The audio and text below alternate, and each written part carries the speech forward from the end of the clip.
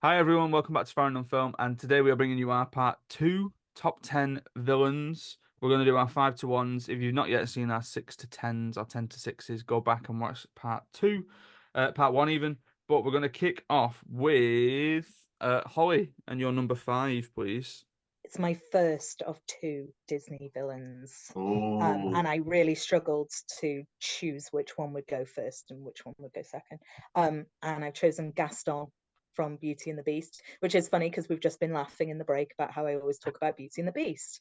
So I continue You're doing just Farrand on being Film very, bingo, very take a shot. predictable. um, I really love Gaston. Um, for a number of reasons. I am a big RuPaul's Drag Race fan, and there is a drag queen called Jinx Monsoon, and I've actually seen her perform live. And part of her kind of stand-up set when she's performing live is how her sexual awakening happened when she watched Beauty and the Beast and saw Gaston's feet on a table. If you haven't seen Beauty and the Beast, you won't know what we're talking about. If you have seen it, you agree. And that's all I'm saying. No, Gaston is so awful because, again, and it's going to become a theme now, he's normal. In that town, everyone else loves him.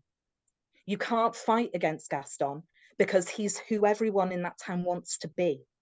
He has power and influence, which is always scary. He has a misogynistic worldview, which is shared by everyone else. So you can't fight against that because fighting against it makes Belle look like a weirdo. Um, and he he just has a total belief that he's right. Um, and all of that is quite scary. I don't think Gaston is a scary villain. He's a comedy villain. You kind of laugh at some of the things he does, but from a distance, if you were Belle, it would be terrifying to have caught his attention. He is so sure that she'll say yes to him that he arranges their wedding immediately outside of their house, with everyone from the town there also believing that she will obviously say yes and they'll do a wedding immediately outside of her house. That's psychotic, but he's so popular, and everyone just revolves around him. It's his world. That he just doesn't question anything that he does. He's all like it. He just, if he wants it, it's his. And I think that in the live action version, I think the best thing about the live action version is Luke Evans's portrayal of Gaston. I think he's fantastic casting. They couldn't have done better. But the original voice actor, who I have written down, is a Broadway and an opera singer, not a stage or voice actor at all. Richard White. And I think it's such fantastic casting. His singing voice is glorious. His spotlight on the villain song, I think, is great. And just the self entitlement dripping off every line in the whole film. He does a really great job. Yeah, a scary villain, particularly for a woman, but just generally scary for his normalness. it feels like a villain that Disney just frankly wouldn't have the balls to do today. Like if Beauty and the Beast was released today, you'd get him being quite well-meaning, but like Well, you still as in pop. Go on. sorry to interrupt, in the remake, one of my issues with the live action remake is that the villagers don't like Gaston in the remake. Yeah. They are laughing at him when he does his big song in the pub. Everyone's rolling their eyes at him.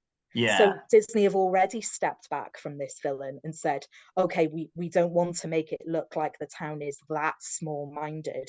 Mm. We've got to make it look like, people are actually fundamentally good, and they're not that pliable. They're not that like herd like Right, in their except that's the entire mentality. point of the narrative of the story, you idiots. Yeah, it really does kill his power as a villain Yeah, that the town think he's kind of pathetic. yeah, Because yeah, his scariness is the fact that he gets a mob like that yeah. about something crazy. He's just like, right, everyone pitchforks, and everyone's like, yes, of course, Gaston. Mm. And that doesn't feel believable in the remake, I would because love to the play him. villagers He don't looks follow him. like so much fun to play. Oh God, Like yeah. I've got the Beauty and the voice. I just Beast. don't look like him. There's like a video I found on YouTube. It's like the unintended or like the unnoticed victims of Gaston. And it's the guy right at the beginning who goes to buy some eggs, but there are none. And then it flashes to his song about how many eggs he Eggs eats. a day. And the price of He eggs is is the really true high villain. this small town. But All yeah, I and also wanted was like an omelette. But also, like, it's a weird film because, like, at the beginning, Belle walks around and sings a song to everyone, insulting them to their face. Oh And yeah, then later on, they're not on her side. Shock. so Um, surprising. Oh, it's musical theatre, Michael. It's her but no, internal Gaston monologue is that she's absolutely letting us such a into. great villain. Mm. But no, I do. I really enjoy Gaston. I think that's a really good pick. I think Yeah. Gaston's a good villain because he's realistic. Everybody knows Yeah. that Yeah, kind of absolutely. jock, But that jock You've met bully, him. that You've he's met the that loads guy of most them. who doesn't. popular guy in secondary school, Yeah, isn't that he? guy who doesn't get the hint and keeps on, making his interest in you known when you've politely and clearly told him no. That you've kind of hinted at that whole. That is a reality that way too many women have to come across every single day. And those are the better Disney villains for me. Like as much as I love an Ursula, a Maleficent, these genuine megalomaniacal want to take over the world villains because they have their place and they're fun. But the better villains are the ones that are that bit more grounded. It's why in my honorable mentions I said Umbridge instead of Voldemort. Yeah, Wizard Hitler is a great villain, but horrifically punitive teacher who has a very set way of doing things and is very draconian in it is a villain that everybody understands and everybody has seen, and it touches a nerve with everybody. Yeah. Harry Potter's Hans Lander. Yeah. Right, my number 5 has already been mentioned by Michael. It's Terence Fletcher from Whiplash. I couldn't not. I mean, I teach Whiplash, so I watch this film every year, and every year, it's like the reason why I love teaching film so much, and the reason why I love going back to some of these films is that I see something different every time. And like even like I took the kids to Cultplex in Manchester before Christmas, and we did Rebel Without a Cause and Ferris Bueller's Day Off in a double bill, just because of the films that they have to do on the exam. And I noticed something in Ferris Bueller's Day Off about Cameron's t-shirt being inside out when he has his rant, and it's like, is that symbolizing him having some sort of imbalance in his life and all that kind of stuff? And the kids picked up on it and they loved it and all that kind of stuff. And whenever we Probably watch just an off Whiplash, day for the costume department, but well, it could genuinely just be a mistake, but we can write about it. When it comes to Whiplash, like we speak a lot about, is he just projecting his failures onto his students? Is it that he's doing it because he has a reason to do it? Does he know the right thing? When the Sean Casey stuff comes up about this ex-student of Fletcher's who killed himself, like that adds a whole other level to it. Like the kids don't often pick up on this, but I always think of, he's been fired from his job and he's been asked to put this band together for a concert, a big concert at Carnegie Hall, and he goes and he does it. But his first play of that is that I'm going to sabotage this guy who got me fired. And it's like he doesn't care at all that he's going to stand in front of a paid audience of people and allow this band that he's put together for the drums to be, S the bed. And like he just allows it. And it's like, how much of a villain can you be that you're willing to put yourself on the line just to get back at somebody in such a public forum as well? And then that little bit towards the end where we have this conversation about whether or not they achieve mutual respect, or is it that Andrew bests Fletcher? What is it that happens? But I think fundamentally, all the way through it, the kids always say to me before we watch Whiplash, they say, "What's it about?" And I can only ever say it's about a guy who wants to be the best drummer, because I don't know how else to describe it. I don't know how else to describe the film, but I never want to tell them anything about Fletcher, because they go in and they see Fletcher and they see him being quite mild mannered to begin with, And then the minute that he rips into Mets, you know what? There's no Mars bar down there. Look up here. Is it you, Elmer Fudd? Right? It just turns, and you can feel it in the room as the kids sort of go, "Oh my God!" Like this guy. I've only ever had one kid, and this was about 4 years ago, who at the back of the room went, "No teacher speaking to me like that." But then everyone else, they just watch it, you know, and they're sort of like, he's evil, he's really nasty, isn't he? And they just Mm. get it, and it's just a superb, another my final Oscar-winning performance. Actually, no, it's not. But yeah, another Oscar-winning performance. Surprisingly, also for supporting actor. Mm. So you know, the villains are supporting actors. It seems to I love that bit at the end where because he starts off obviously like he has to kind of roll with it and he's like fuming with Andrew, but there is that point. I actually kind of love that moment of I think there definitely is a respect that he has for him there because he like fixes his drum kit for him and he's like conducting him and he's just doing that, which isn't conducting at all. Like bless J.K. Simmons, that isn't conducting on any level. But like that is real, like with no dialogue behind it at all. It's a hell of a story right at the end, and it's like he. I kind of believe him when he like. I think he is just obsessed with making these like great musicians. Like yeah. he's a weirdly selfless villain. Like I don't think his ego only comes into when he feels like he's been wronged. I mean, is it selfless though? Because ultimately that then forms part of his legacy. They keep talking about how Buddy To a Rich made point, yeah. Charlie Parker. You could say that for anything. Like you could say that about us teaching kids. Like if we have a kid who goes on to do well, we can kind of claim that for our own. I think it's a bit more like when he's talking to him in the jazz club. Like you do get that set. Like that's his most vulnerable scene, and he's like talking about how he just has these greats and he just wants them to be great. And I kind of believe him there It's because his those most vulnerable scene, but again, reading into it, is that because he he could be sees like he him, he could be knows that he's been lying. fired, he's trying to be, yeah. You can interpret it as that surely, but it is still also a really interesting consideration if that is the most vulnerable he is, and like that's the most true. Well, he's never lying really, other than like getting Andrew in and then telling him the wrong song. Like that's the only 100% he's lied about this. Like everything else could be absolutely true. Like that could be, and I like that interpretation of he's too obsessed with this. Like an obsessive villain is quite interesting, and he's a really good obsessive villain Yeah. in that sense. But the point is, you can interpret it either way, and he's still bloody brilliant. So yeah, I'm annoyed I didn't consider him for this list. Indeed. Oliver, number 5. We have another crossover, and it is with you, Mr. Farrand. Oh, It is with you because I'm a massive, massive fan. I've realised this very late, well, very late relatively, but I'm a massive fan of Cormac McCarthy. hey. Fantastic. You already know who it is now, don't I you? know who it is. I'm writing him But, down. yeah, Cormac McCarthy, seminal American author. He has given us hits such as Blood Meridian, which I'm reading through now. It is probably the most horrifying book I've ever read. It is so grim. He gave us The Road, and he also gave us No Country for Old Men, including Anton Chigurh. Oh my God. I didn't realize it was possible for the Terminator to be human. Like, he's just unstoppable. Powerhouse performance from Javier Bardem. In an already fantastic film, he manages to steal every scene he's in. He's often been slated as the most accurate portrayal of a psychopath in film.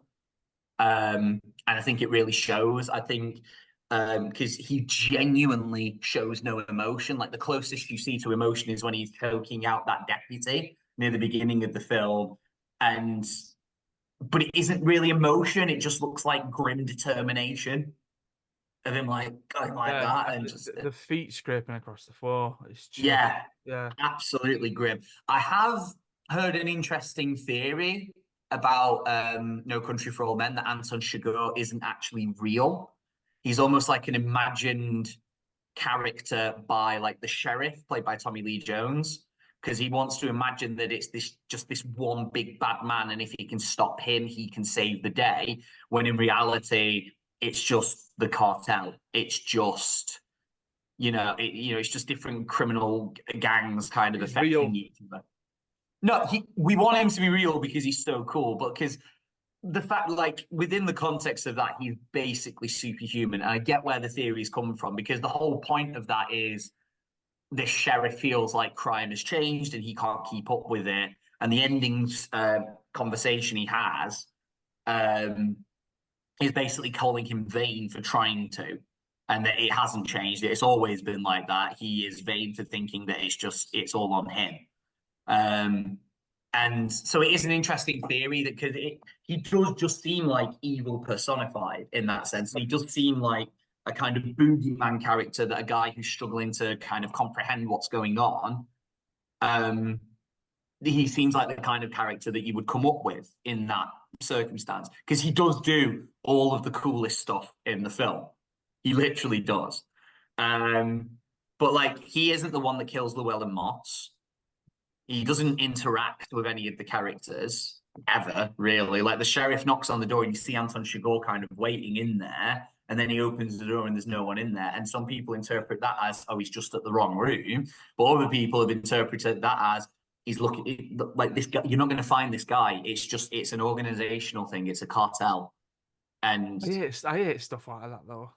no, I There's a get whole where thing it's with coming Ferris where, like, apparently Cameron isn't a real character and he's just a sort of thing, or Ferris isn't. One of the two. It's like, I'd have said it was Ferris and it was Cameron letting loose, but like, yeah, either way, just. But like, in something like this, it would make a bit more sense. I don't know if that's the kind of thing Cormac McCarthy would go for. I think all of his characters are there in stuff that I've read. He doesn't do metaphors like that. He does much more thematic stuff. But either way, it doesn't detract from an outstandingly terrifying performance.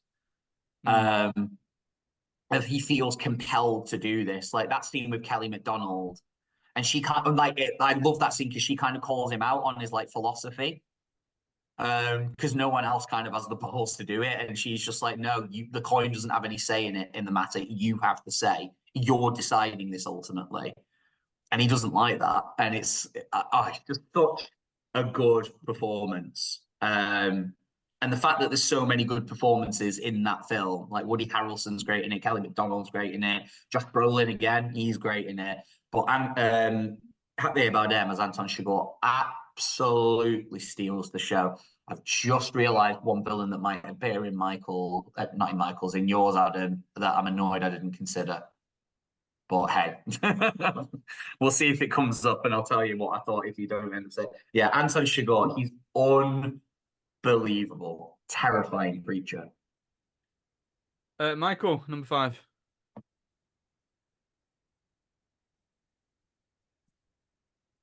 Star Wars. And I think just because he just is bad. Like, if you consider Michael, the fact just that... say it again. There seems to be a lag every time you start speaking, in that I don't hear anything until... I didn't hear anything. Yeah. Oh, right. So I've probably got my noise gate set too low. So yeah, Palpatine from Star Wars, of course. And I think just because you consider, obviously, Dooku, Darth Maul, various other iconic villains just work for him. They're his apprentices. He's the person. And I think one really good thing, regardless of what you think of the prequels, is showing his rise to power and just how good that is, and how like kind of he uses the chaos, like makes the chaos, but he uses it to kind of build himself up completely legally to power, which is kind of, again, and I obviously, you can probably tell I do like this. You can link that to real world villains. There's plenty of people, especially in American politics, who use the chaos of the world to get themselves into places of power. He just also happens to be a space wizard, and have that, the power and stuff. And I think it's the fact that he is initial. I think when you first see him, he seems like, if you don't know who he is and you see him at first, he seems really weak. It's like, oh, Darth Vader's the powerful one, and he's just the Emperor who they're all protecting. And then actually, he's really powerful, and Luke stands no chance against him, because just his Force lightning alone is so powerful. I mean, obviously we know Windu could deal with it, but he was a really experienced, knight. So it kind of comes from nowhere, this like unlimited power, as he says. And I think it is that he's quietly menacing, but then actually is powerful, but he doesn't show it very often. When he fights Yoda, he's actually really agile and can fight really, really well. And in fact, only leaves because he senses, Anakin's in danger and probably could have killed Yoda. And it's great because you don't sense it from him. Like, some villains are always terrifying. He's a little bit like in the background, and then all of a sudden he's in control, and you don't realize he's been in control all along, but he has been.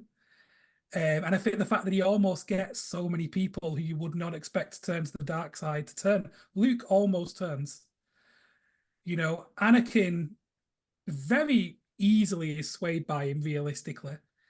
Dooku is swayed, and Dooku is like a really honorable person, really, when you look into his kind of backstory.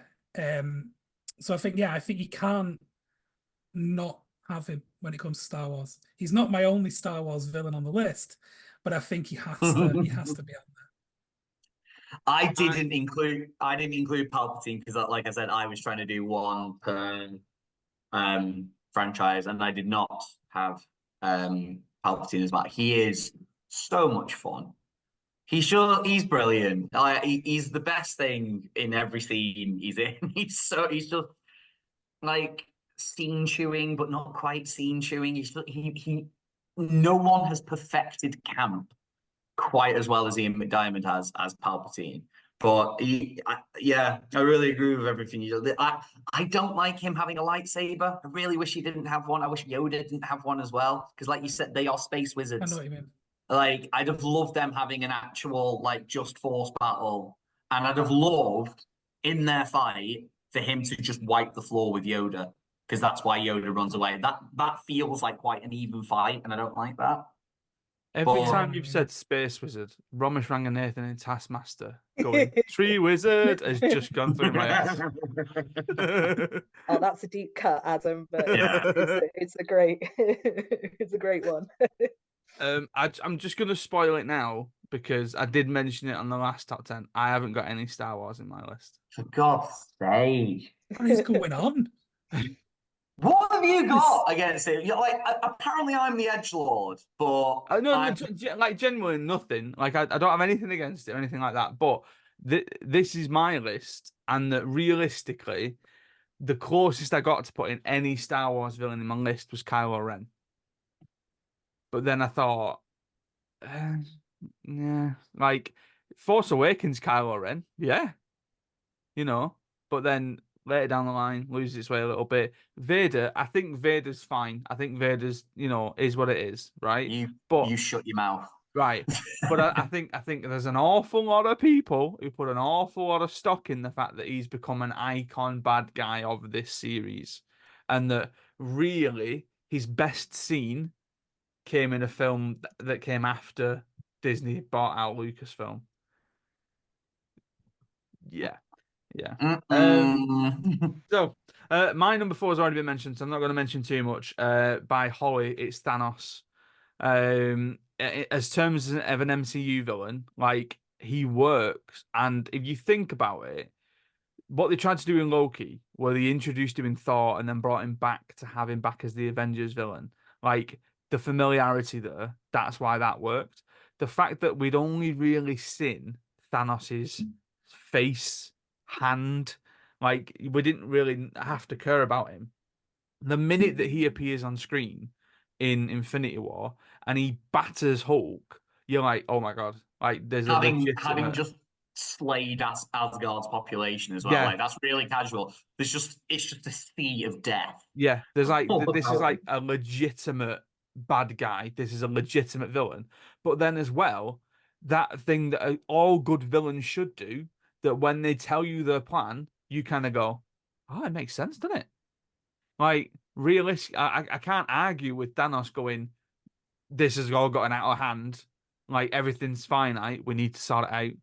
And like realistically, no one's come close. Now, I don't know if I would have preferred I love Endgame, but the sort of like the almost reset that happens with Endgame, in Yeah. the Thanos that they're facing at the end isn't the same Thanos as the one that came in Infinity War, and it's like, could it have happened?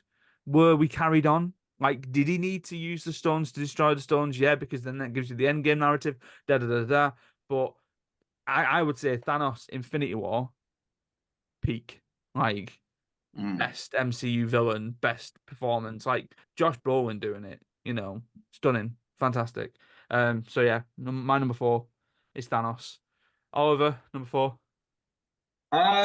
One set of films I don't know if we've talked about all that much and are surprisingly strong in this regard are DreamWorks films. Okay. The DreamWorks animated films have got some absolutely A-grade villains in it. The Fairy Godmother, fantastic. She's unbelievable. She's not, so this is like my honorable mentions kind of. So Fairy Godmother, unbelievable. I can empathize with the fairy godmother of when she's stressed out and she's going, "You're making me do it. You're making me do it," and then she Yeah. turns up at a Can fast food my diet's ruined. drive-thru.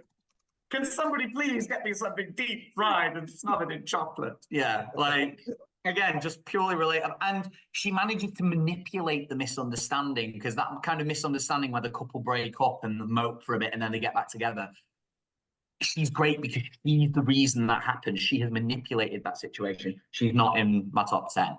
I love Titan from Megamind, another kind of Gaston type, a very entitled guy who feels like just because he's nice to the female lead that he is allowed to kind of claim her as his property. Not in my list. The one that really surprised me because he was in my list originally was Lord Shen from Kung Fu Panda 2. Gary Oldman with playing a villain who holds a psychological hold over our hero. And it's an unbelievable performance. It's unbelievably animated. And he ended up in my honorable mentions because Georgia reminded me of the existence of Puss in Boots: The Last Wish, which is an unbelievable film. It should not be good. Puss in Boots is a very mediocre film, and it's a spin-off of another DreamWorks property. And I heard they were doing another Puss in Boots film, and I was like, who asked for this? I am so glad that someone decided to ask for it, because it is one of the best films I saw last year, unironically.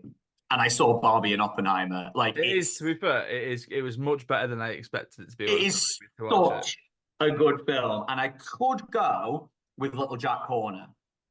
Very funny villain who they kind of make fun of, like it's almost like DreamWorks getting back to what they were all about, which was lampooning Disney, because Disney have gone through this turn of trying to make the villains a bit more relatable and you understand them, they've got them, and like Jiminy Cricket's whole shtick with Jack Horner is like, why did you end up here? And it's like, well, we lived in a very meager palace, and my mother and father catering to my everywhere. Jack Horner is nasty because he just wants to be, and he's fantastic. But my number 4 is the wolf. It's terrifying. Oh my God! They did not need to go that hard in a kids' film. He's unfathomably terrifying. Phil Collins' argument. That is the scariest thing I have seen in a kids' film in so long. That concept of, spoiler alerts if you haven't seen Puss in Boots: The Last Wish, he is the Grim Reaper. So he is death. His vocal performance from Wagner Moura of Narcos fame, he played Pablo Escobar in Narcos. Oh my God, I was in bits with his vocal performance. He is unbelievable. His design is great. His scythes are great. The way he fights with them is great. That kind of janky Into the Spider-Verse animation style really works with him. And he's so, again, I kind of hinted at this with Agent Smith before. He's not really got any finesse as a fighter. He's just an absolute brute, chopping wood, beating you back with his strength. And he's terrifying. He's absolutely terrifying. Really cold, gives Puss in Boots anxiety and PTSD all kind of rolled into one.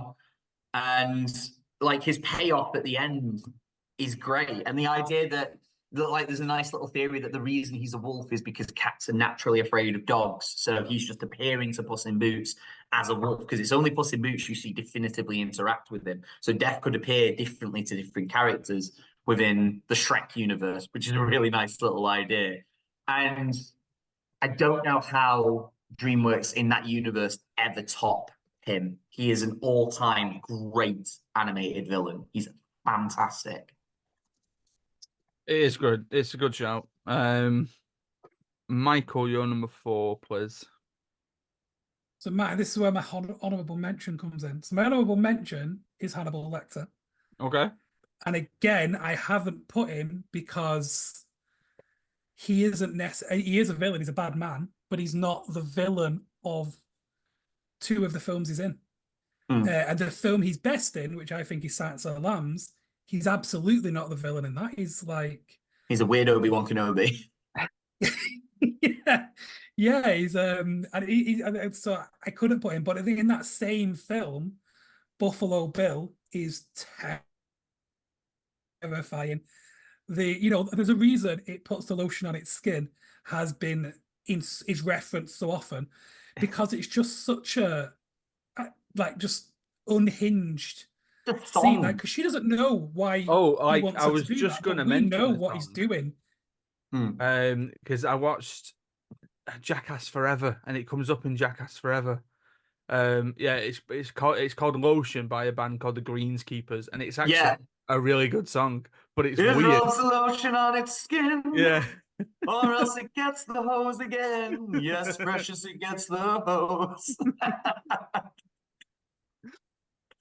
Yeah, and that scene where Clarice is hiding from him, and he's in the house, and it's terrifying, and you feel, and she's quite a competent character, and he is just a man, and she's an FBI agent. Technically, like in many situations, the power would be in her favor, but you really do kind of fear for her, and even though you think everything's going to be fine, you can't help but feel trapped when she, he does create that feeling. And just like his motivation of making his like skin suit, and it's just so, he's such a scary, he's like pure evil. He's kind of like the kind of person who gets on like a really good episode of Criminal Minds. Yeah. Do you know what I mean? He is a proper, just unhinged, please tell me these people don't really exist kind of villain. But would be terrifying. Even though he's just a man, he could be a really weak man. And not physically be like threatening, though he is in that. Just his kind of persona is terrifying. He's, like, they go into it in a bit more detail in the book as well, like how, like, all the scenes that are kind of his point of view, he refers to the person he's kidnapped as the Hide, and like he's talking about how he needs to treat it. Like, it goes into detail about how to prep the skin and how to, and like when he's thinking about making it, he's like one of his biggest concerns is where he's going to put the zip. He's like, to put the zip at the front would be sacrilege. Ideally it would be on the back, but that would be impossible to do himself. He's heard about yachts where people would appreciate this kind of stuff, but he's trying to think about where to put the zip when he makes this thing, and it's just, yeah, I love Buffalo Bill, and I hate the narrative that's come around that Silence of the Lambs is anti-trans, because the book does it better, but because people are talking about, oh, he's trans there, and you're portraying trans people as like villainous, and it's like, it's a bit of a throwaway line in the film, but it appears in the book in detail. They go to great lengths to explain that Buffalo Bill is not trans. Yeah, he is not transgender. I think it's quite clear. Yeah, he's been denied surgery a number of times on the grounds of criminal record and the fact that he is not being diagnosed as needing gender reassignment surgery. And there's a whole scene where Jack Crawford in the book is arguing with a doctor because he's trying to get the records of people who've turned away. And the doctor's like, no, Hippocratic Oath, I'm not doing it. I'll fight you on every single one of them. This is a real issue. And what you're doing is harmful to them. And Jack even explained, we're not looking for one of your patients. We are looking for someone you've turned away because you recognize they were not. They say transsexual in the books, which I know is an outdated term, but yeah, you know he wasn't transgender. But yeah, that annoys me because he is such a good villain, and like you know so little about him in the film as well. Like the film really doesn't give that much away about him. Like some of his other background stuff in the book is kind of sad and haunting. Like there's this beauty pageant that he watches again and again, and there's this contestant that he thinks is his mum who gave him up, and the reason he's called Jane Gorm is because his mum couldn't be bothered to like correct the mistake on the birth certificate. So it kind of, but he like idolizes his mum and keeps on watching this beauty pageant where he thinks she's appeared and it's just not her. Holly, you're number 4. I chose the Wicked Witch of the West from The Wizard of Oz. Classic. One of the OG villains. She's absolutely fantastic. I mean, now watching it, she's not scary, but you can understand why. Firm disagree. You know, she's terrifying. generations of children and adults going to see that in the cinema were terrified by her, absolutely terrified by her. And obviously, you know, it's a very classic film. Everyone knows who this character is. Even if you've never seen the film, it's a character that is entirely permeated pop culture. You know, we know the Wicked Witch of the West. But I really, really enjoyed a few years ago seeing a stage production of Wizard of Oz that gave a completely different idea of her character, because I really love the actress Margaret Hamilton portraying Almira Gulch, the you know, the real world version of the Wicked Witch, who is just as villainous and wicked in real life because she's trying to steal Toto away, just because Toto barked at her or supposedly bit her, but we don't think he did. But in the stage production, Toto's not a real dog. In the stage production, Toto is a cuddly toy that Dorothy thinks is real because she's struggling with the trauma of her parents dying. And Mira Gulch is against humouring this fantasy that the dog is real. So she plays along maliciously, saying that the dog bit her and taking the dog away as a way in her mind of breaking the spell of this imaginary dog for Dorothy. So that's very dark. Yeah. So and when it was amazing when I saw it was just at the Story House in Chester. It wasn't a massively professional performance, but it was such an eye-opening one because it made it's a great way of getting around. Film. We've got a fake dog because we couldn't have a real one. Well, they had this cuddly toy at the beginning of the show, and then when Dorothy goes to Oz, it's a real dog on stage. So that the entire audience was like, "Oh my god, it's a real dog!" I would lose my mind. Yeah, and that dog, what a professional! Like, so good. Dogs are very hard to work with. That made the witch have a completely different motivation. It was like she was against fantasy.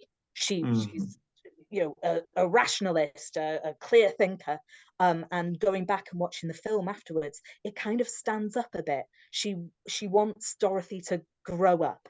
She doesn't like the fantasy, and when she's in the fantasy world, when she's the Wicked Witch in Oz, she wants to destroy some of the nicer fantasy elements of the world and make it more like the real world, and that's kind of what she's doing. I really liked that interpretation, and I love when, like an older film, you see a new imagining of it and it makes you think about the older text differently. Margaret Hamilton is an absolutely fantastic actor. Obviously the Wicked Witch is over the top, but it just, the commitment to use that voice all the way through for it to be scary and not comedic. The scene where water is thrown on her and she dies and there aren't any special effects, she's just like dying like this. Feels like she's dying. It could have been so comedic and silly and hammy, but she sells it.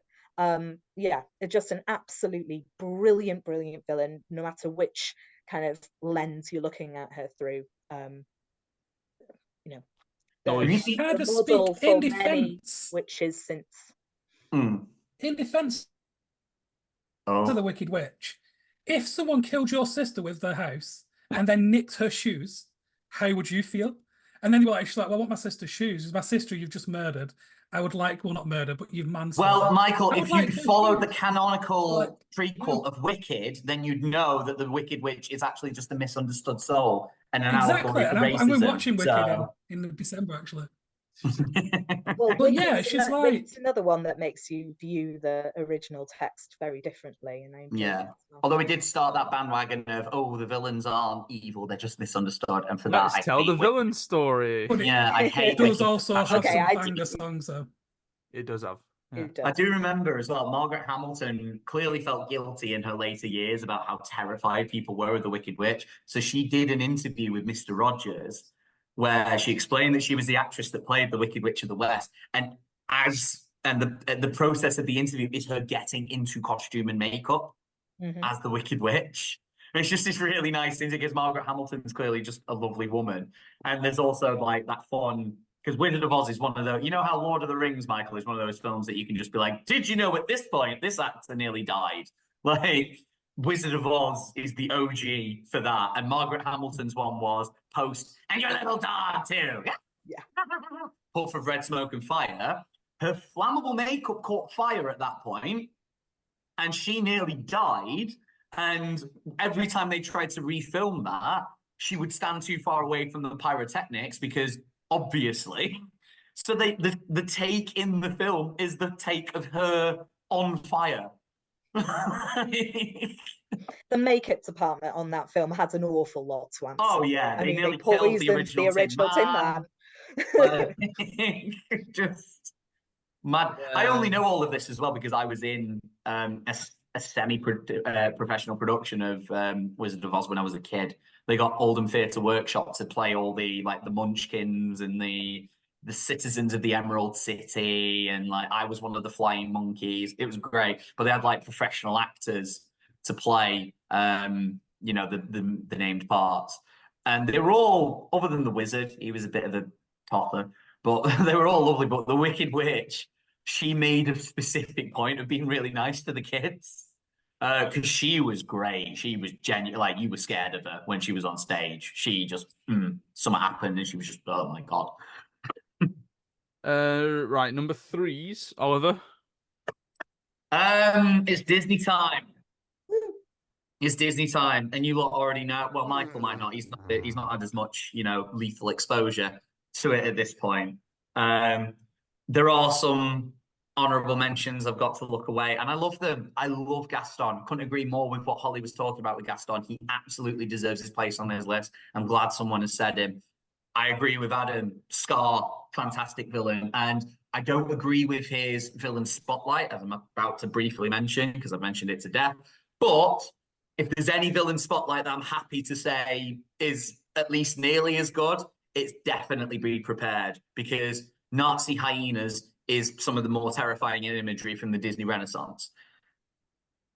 Some of, because Hellfire is the most terrifying song a Disney villain has ever done by our very own Judge Claude Frollo.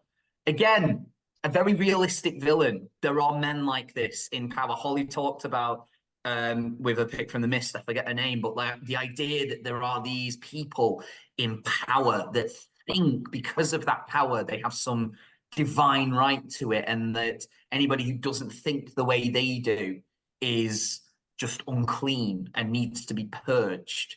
Like, there's a lot of that going on right now, and Frollo is as dark as it gets for Disney doing it, and this is real. He is quite realistic. There's definitely people who were like that. There's definitely people who, like, it really reminds me of another villain I nearly put on here, but it felt a little bit tasteless because he was real Amon Gert, you know, the commandant in Schindler's List. And it's very similar to that relationship he has with, I think it's Rebecca, the girl's called, who is a Jewish girl. He sees her as subhuman, but he finds himself drawn to her.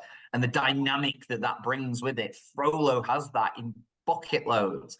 People, your criticisms have been, oh, it's too dark to be Disney. My retort is, man up, you prunes. It's great. It's incredibly dark, but I want it incredibly dark. And his villain song, I've said it to death, his villain song is the only villain song that Disney have done, which isn't just, I'm a nasty bloke and here's my plan, or I'm a nasty girl and here's my plan. His is a deep, deep dive into his horrific psychological state. And for me, that is what musical theatre songs need to do. And Hellfire, off the back of that, it's such a good performance by Tony J. The visuals are absolutely stunning. His cruelty, that abusive relationship he has with Quasimodo, of those scant compliments, which are always really backhanded. Good job, you're a smart lad. After getting him to admit that his friends are made of stone and therefore can't talk. He's so cruel. And a lot of people praise Mother Gothel for definitely more realistically getting that abusive parent right. But Frollo was the start of that. Although way back when you've got Lady Tremaine, who again Holly mentioned before as a great Disney villain. I agree, she's fantastic. But yeah, just the cruelty that Frollo has, and the way he is so opposite to Quasimodo, and it's the reason that Esmeralda doesn't like either of them. Frollo treats her like an object, Quasimodo treats her like an angel, and she doesn't want either of those. Phoebus treats her like a human being, and that's why they end up together. But he's just, every scene he's in, I get chills.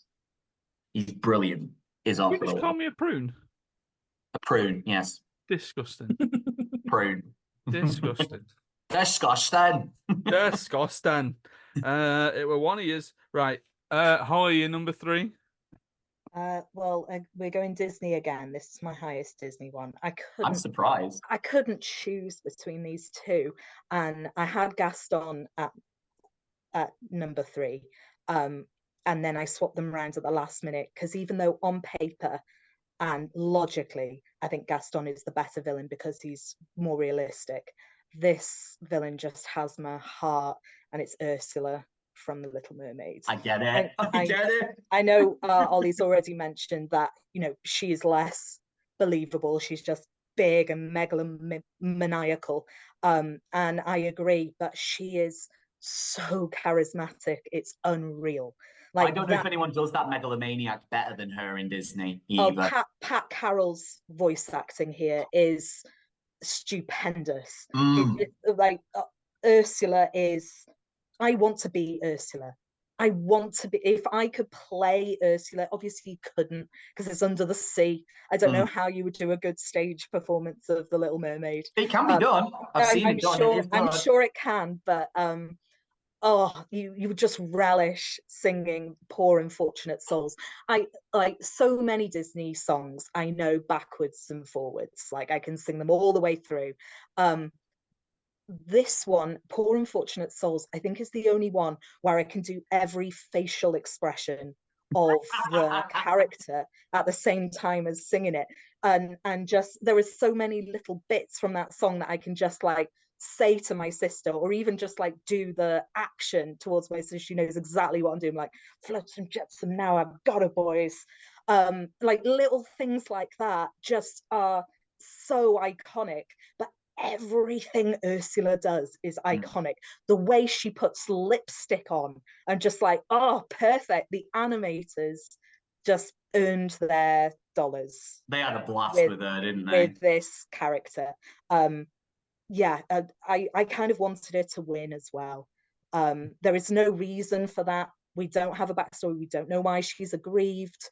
I'm sure someone's going to do an Ursula film at some point where you find out she was in love with Triton, and then Triton ran away with another mermaid. I thought they were brother and sister. And I'll throw up. Oh, well, maybe. Yeah, I think they're meant to be brother and sister, and he banished her for just being witchy. He stole Of course he did. Of course he did. But but yeah, that just deep well of I'm just gonna get my revenge however I can get it. Oh, I'm rooting for her. I am. What do you think of But Melissa McCarthy? have not watched the live action. Don't intend to. It's not bad. It is one of the better live action like remakes of films that probably didn't need remaking. And It's Melissa not saying much, McCarthy, though, is it? yeah, I know, but like there are merits to like Aladdin. I don't see that many of them. There's some stuff to Beauty and the Beast. It is, I think it's noticeably better than like Aladdin and Beauty and the Beast, for example. Melissa McCarthy is one of the reasons I think it is, because like obviously she's not Pat Carroll, Yeah. but I think she does a fantastic job. Because she doesn't she clearly respects the character too much to like mess about too much, but they let her get her style of humor in there, and it works for Yeah. Ursula. I really like her in this. In the remake, I think she is really good. But she's not Pat Carroll, and I'm glad of it. I'm sad as well. No one, for now anyway, no one's put Jafar. Jafar's one that we keep on overlooking, even though he's a fantastic villain. He's a great villain. He really is. He should have been in my honorable mentions when I was listing Disney villains. But I do rate Gaston and Ursula above him, I think. Yeah, I think that's just fair. though the Disney Renaissance knew what it was doing with its villains. They're fab. Yeah. Yeah. Michael, you're number 3? Yeah, my number 3 has been said. There's not much more. It's been said a lot. Hans Lander, Inglourious Bastards. I think, you know, the big thing for me about him is he doesn't believe he's the villain. He genuinely believes he's right, because it's in that, you know, they're on about the names they have, and he's angry that people call him the Jew hunter, and he's like, well, I'm good at finding people, so naturally I find people for the Nazis. And he's kind of, it's the fact that he's offended, even though what he's doing is horrific, and he's offended at the nickname it's earned him. And he has no right at all in any way to be offended by that. But he is. And he delivers it with such like sincerity, you know. And then in the, you know, back to the house at the very beginning, where he realizes no noise has happened below him. So it's like, they don't speak, I think they speak in French. He's like, so they don't speak French, so that's going on. So he just goes, well, why bother even getting them out of the cellar? Just bring the guy in. And it's just the fact that he has that idea and does it based on the fact, you know, and then the girl's running away and he finds kind of joy in the fact that the hunt's not over and he gets to carry on chasing her. And he's just such a bad man. He really is just a bad man. And he's just but he's charismatic. And you kind of enjoy him being on screen because you know it's going to be fun. It's going to be horrific, whatever he says, but it's going to be fun to watch him do it. You know, and you're a bit scared for everybody in the scene with him. No matter how powerful they are at that moment, you kind of feel like he's going to get the upper hand.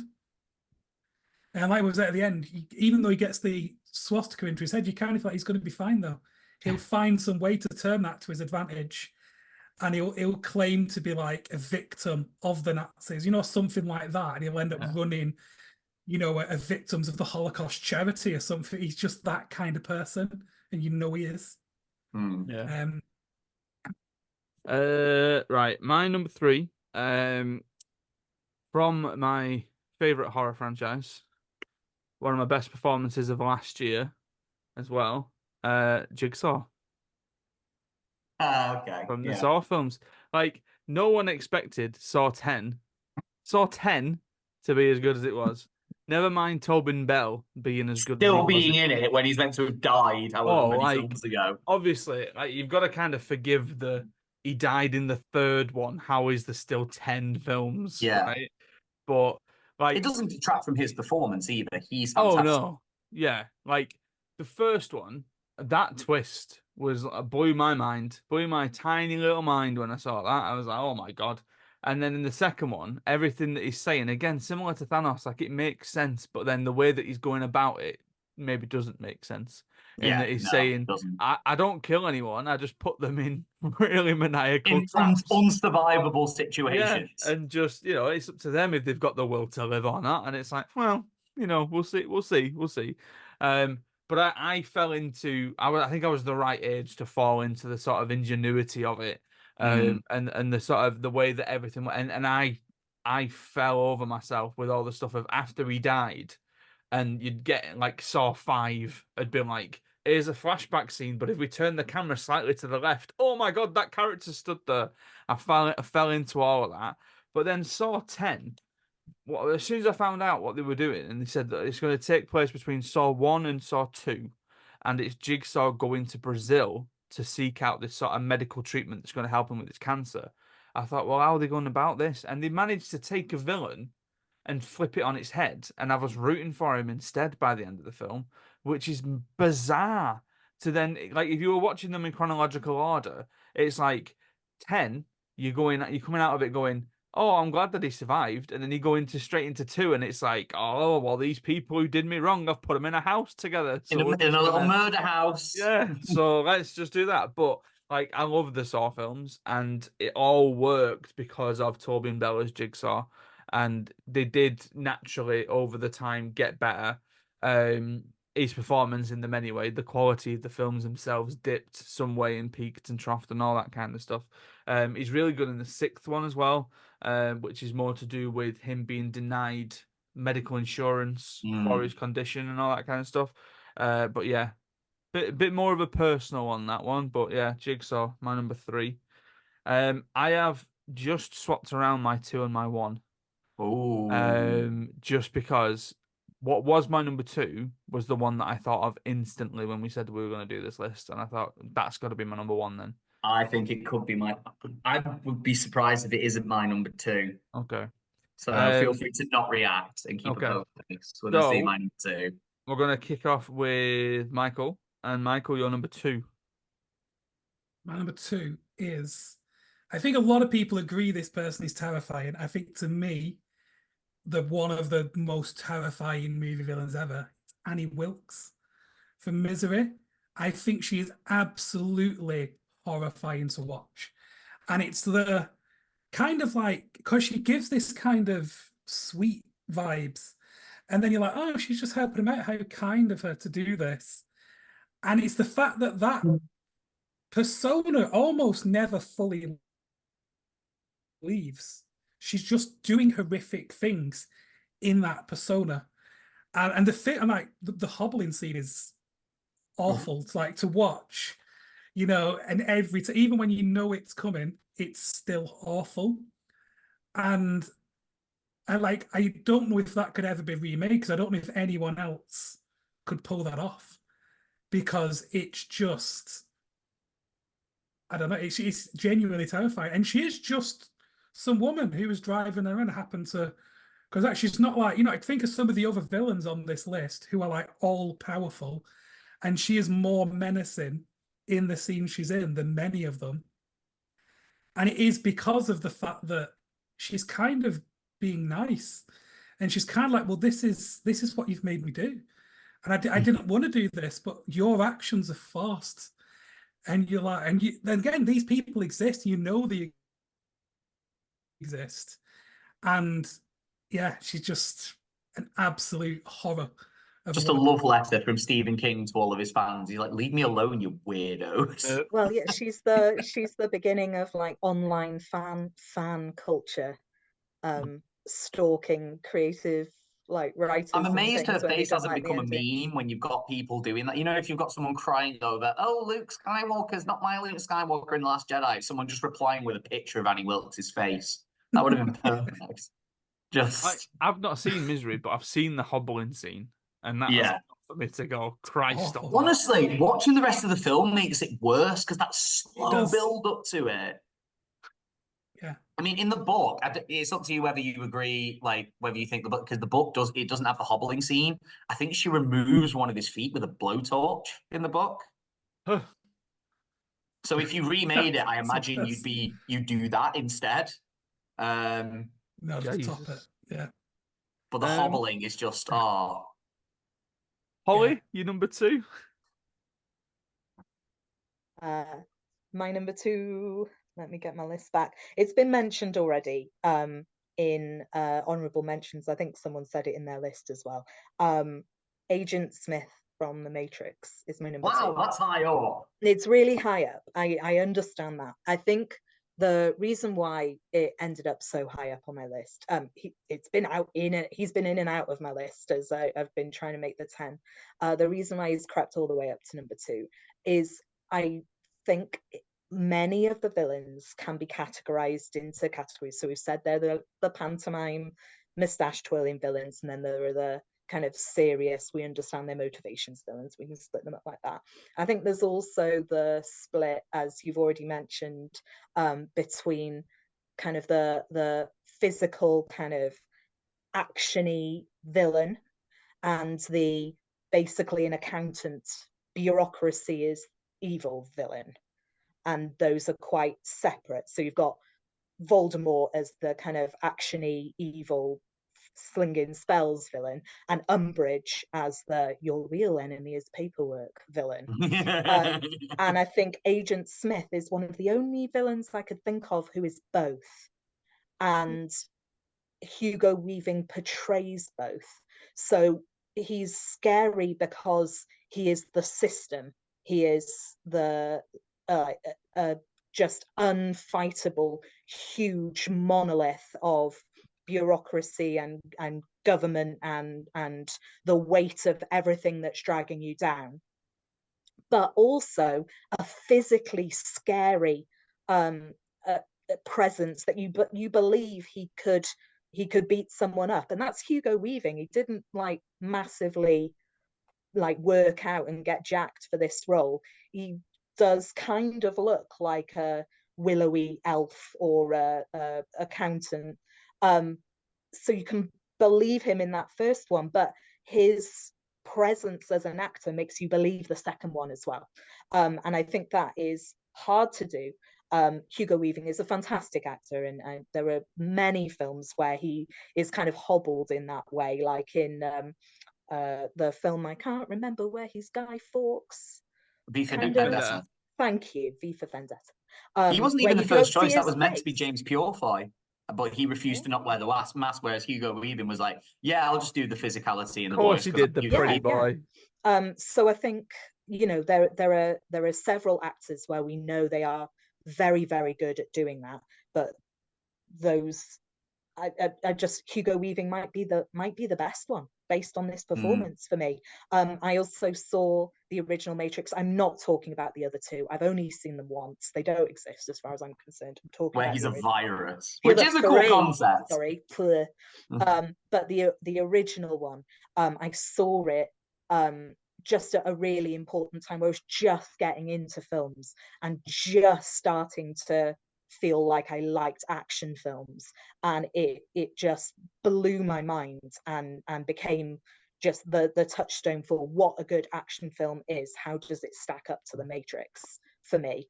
And that meant that what a good villain is had to stack up to Agent Smith for me. And yeah, I think he deserves a lot of love. It's such a good performance. You've just reminded me of an honorable. The first film, though. So Sorry, even in the first film, I know he evolves in the second one, like he actually evolves into a virus. But in the first film, you see he has evolved a little bit beyond the other agents. The way he talks is different. He's more human, but also he's evolved to hate humanity. They are just tools, the other agents. But like he says to Morpheus, he actually hates them. Yeah. He's actually like, he's gone beyond his programming, even in the first film. And it is that idea that this machine exists just protects him, but it actually hates us. It's because we're so bad, and it sees us as so bad that it kind of goes with as Neo evolves, as Neo gets better at what he's doing, Smith does the same, because they are the opposite sides of the equation. So that kind of is in quite nicely. He sells that in a film where he's supposed to be a computer program. Yeah. He's not supposed to have emotions. When he does show emotions, you can tell it's because, like you said, he's evolved past the other agents. He says probably in a way that's going to be a problem later on. Yeah. Because he's becoming too much like the thing he hates, and you just start to see it in the first one. And then they didn't really explore it properly in any of the others. But yeah, he knocked it out of the park. It's as a weird aside, and I could tell you the train of thought that led to it if you want, but it is very boring based on what Hollywood. But it's just reminded me of another honourable mention, and it's because it isn't a single person, but Ingsoc from 1984. I've just realised they probably deserve a shout for villains, like because they're horrifying. Similar to you, Ollie, right? And the sort of the brain of thought there being you mentioned James Purfoy, which then made me think of A Knight's Tale, which then made me think of Rufus Sewell in A Knight's Rufus Tale. Sewell. Right? Not even his character's name, just Rufus Sewell. Yeah, but then I thought Rufus Sewell in The Holiday. There's a despicable person. Jasper, you scumbag. Jasper, you absolute scumbag. Ollie, now that I've changed my 1 and 2 around, I get the feeling that we've got the same number 2. Okay. I'm assuming the Joker is your number 2? He is. Yeah, he's my number 2 now as well. Right, because this was what I was asking Adam about. I asked Adam a separate question for everyone, for you guys, and for everyone in podcast land. Does it need to be a single performance of a character, or can we just have the character in and of itself? Because, like, the Joker, there's just so many people who have portrayed him. And I would go as far as to say that the only portrayal of the Joker that I don't like at all is Jared Leto's. I think everybody who has played the Joker has managed to bring something to it that I like. I think if you put a gun to my head, I would probably say that Mark Hamill is my favorite Joker. Although Heath Ledger's Joker is obviously sensational. Joaquin Phoenix did a fantastic job as the Joker in like a weird kind of standalone film. I love Jack Nicholson's take, and a lot of like the voice animated stuff as well. Like I'm trying to Google who does it in the Dark Knight Returns films. So what's his name? Joker. Like his vocal performance as well is fantastic. Who plays it? He's not showing up. Can't be bothered. Like, again, like I kind of alluded to this with Green Goblin. Like the Joker is just so often that guy without a plan. When in the Dark Knight, we've kind of lampooned it last podcast. He absolutely has a plan, but it's fine for him to occasionally have a plan because more often than not, you do get the sense as well in Dark Knight that he is just testing Batman. Like that's his plan. Like that's his end game. Like he has a plan, but he hasn't got a plan in the sense of, you know, he wants world domination and stuff like that. And I like in The Dark Knight how he evolves. Like he starts out just like, robbing banks is fun and killing people on the way and messing with the mob. Oh, that's fun. Oh, let's kill Batman. Oh, actually, no, I don't want to kill Batman. He's just too much fun. Like I want to keep him around. Like that, in that sense, the Joker doesn't have a plan. But like, such an iconic character to the point where we were getting a bit sick of him, and we were really glad in the Batman that he only briefly appeared, to the point where Barry Keoghan portraying him, you were a bit like, oh, do we need this? Do we need this? But that deleted scene where he's Hannibal Lectering for Batman is great. I love that scene. Like, I said this to Amy after I finished watching Saltburn. I said I'm now not looking forward to him playing the Joker. What? Because you don't think he'll do a good job? Oh, he'll do a good job. It's just I've now literally seen too much of him. Yeah, well, I've not seen Saltburn, but I know enough of what happens in Saltburn. So things happen. Was it the Dark Knight Returns that you were just talking about? Yes. Michael Emerson. Michael Emerson, yeah. He's fantastic. He's just he's quite camp with it. Mm. Like you almost get the vibe he actually loves Batman in a perverse way. But like this is like, because that's the classic story for anyone who doesn't know. Like Batman Return, like he comes back after having been retired for like 15 years or something. It's the timeline where Jason Todd was killed by the Joker and all that. And Batman decides to make a comeback to clean up Gotham. And the Joker this entire time has been catatonic. And I remember seeing a comic book panel recently, which got this idea across as well. And the Joker's in Arkham with Batman, and he basically says, you're getting it all wrong, Bats. I don't hate you because I'm insane. I'm insane because I hate you. And as soon as you're done, I'm just going to go to a hospital and I'm going to take my meds like a good little boy, and no one else is going to die. But as long as you're around, I am doing this to spite you. And that's just as that other side of the coin to Batman. He's such an iconic character.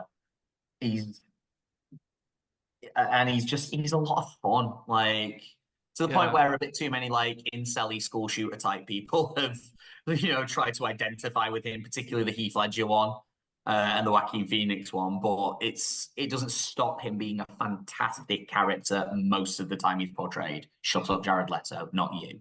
It's a weird one in that I'm thinking about, like, obviously I loved the animated series and watching that as a kid, and I remember watching it, but I'd not put two and two together with Mark Hamill being the voice of the Joker until much later on, probably The around Arkham the games? time of the Arkham games. Yeah, yeah.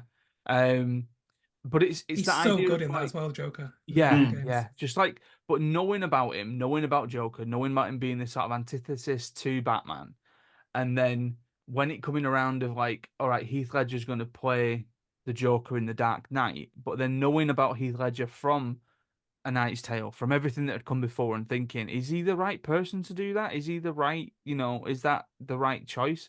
And then that sort of back when, viral wasn't really a thing, but here's the one image that they're going to release, and it's literally just his face from like a really weird angle. And you're just sort of going, okay, yeah, we'll go with that. Mm.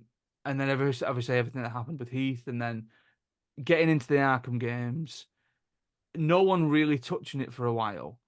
But then Jared Leto being a sort of, I'm just going to kind of copy what Heath did and try and be a bit weird and try and do all this kind of stuff. I'm glad that Joaquin Phoenix was, in one sense, more restrained, but then in another sense went a completely different way with it. Yeah.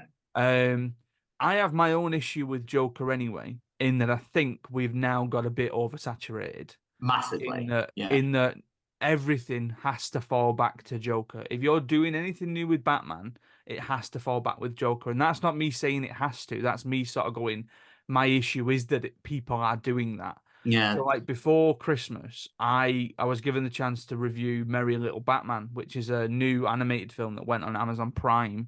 And I watched that, gave it a look, but the main villain again is Joker.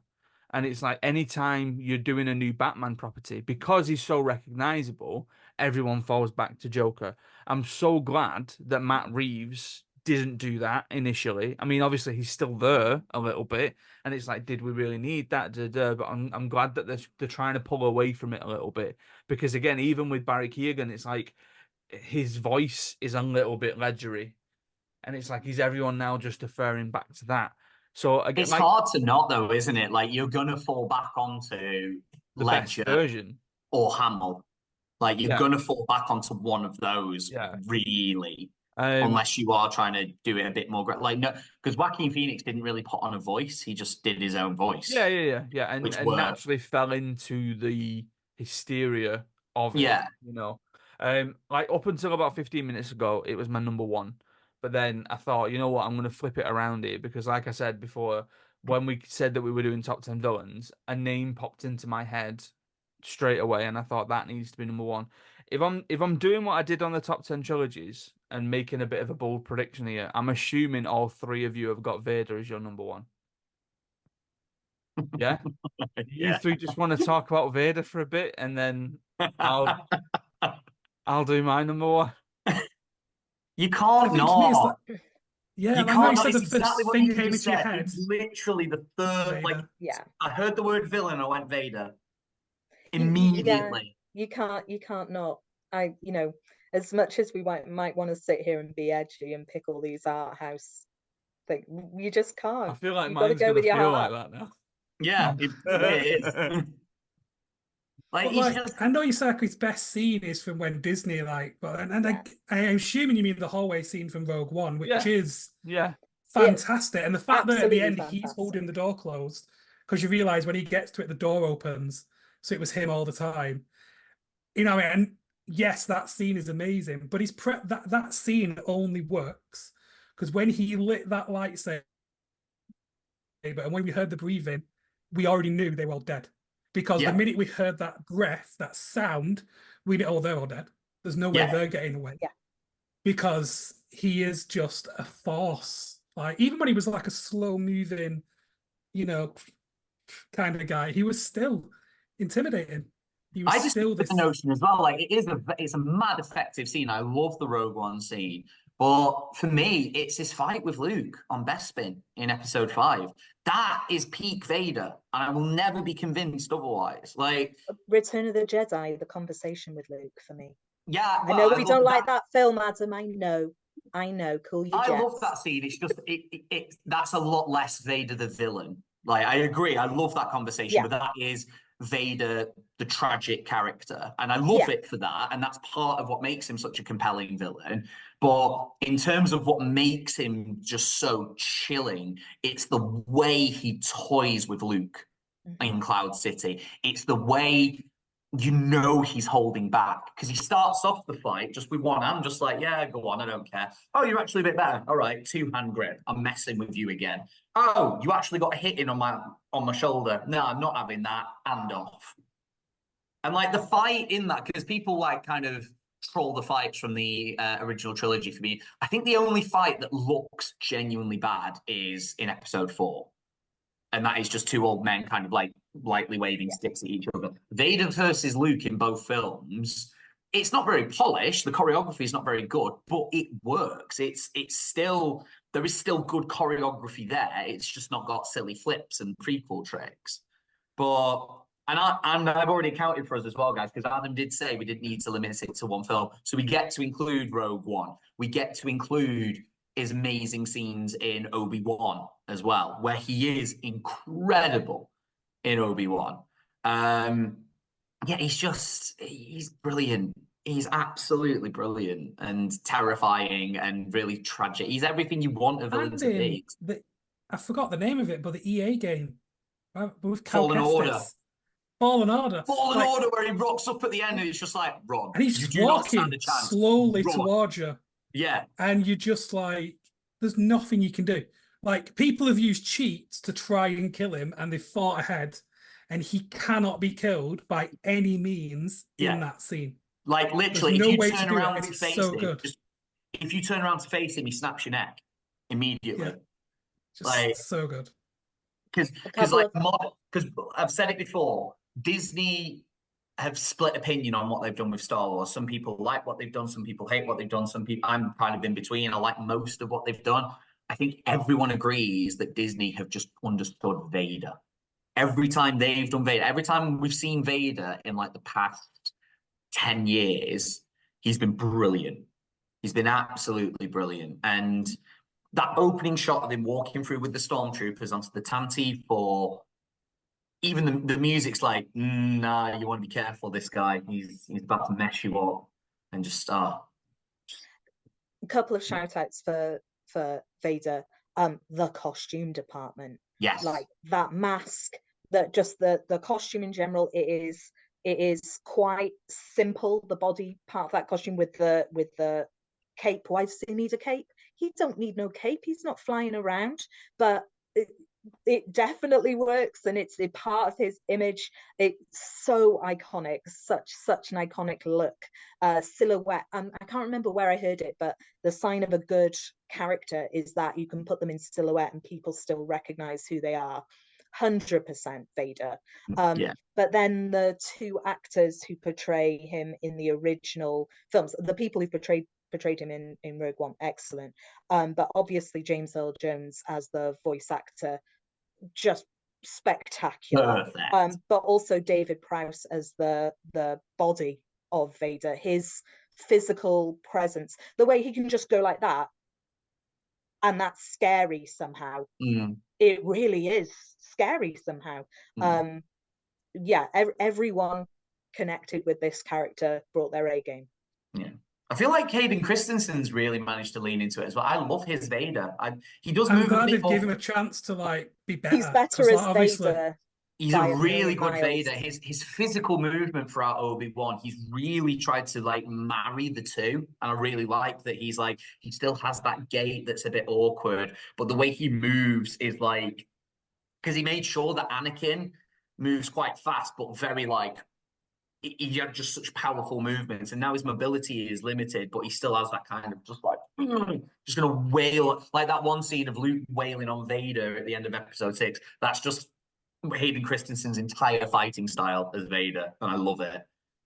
And just, oh, he's brilliant. Um, you're not going to agree Come with on, me, Edgelord, what you saying? but you might go, oh, it's a good shout. It should have been on someone's list. But when we said top 10 villains, my head immediately went to I think obviously my favorite villain in a film, which is Vincent in Collateral. I did wonder when that's going to come up. Yeah, Like because I Tom Cruise in realized that. Collateral. I realized that in the middle of talking about Anton Chigurh. I was like, because I was like Javier Bardem. Oh God, Vincent. Like Oh, I've one not of my included favorite Vincent. performances ever in a film. But then he's so cold, he's so calculated. Everything that he does should mean something. And he only gets angry and he only gets sort of out of step when Jamie Foxx's character stops him from doing things. And he sort of says, like, you're getting in the way of my work. Like all he's trying to do, similar to what we were It's talking his about before, job. he's just trying to do his job. His job isn't a good thing. He's a hitman, but he is in the way of everything. And Jamie Foxx's character keeps getting in the way of everything.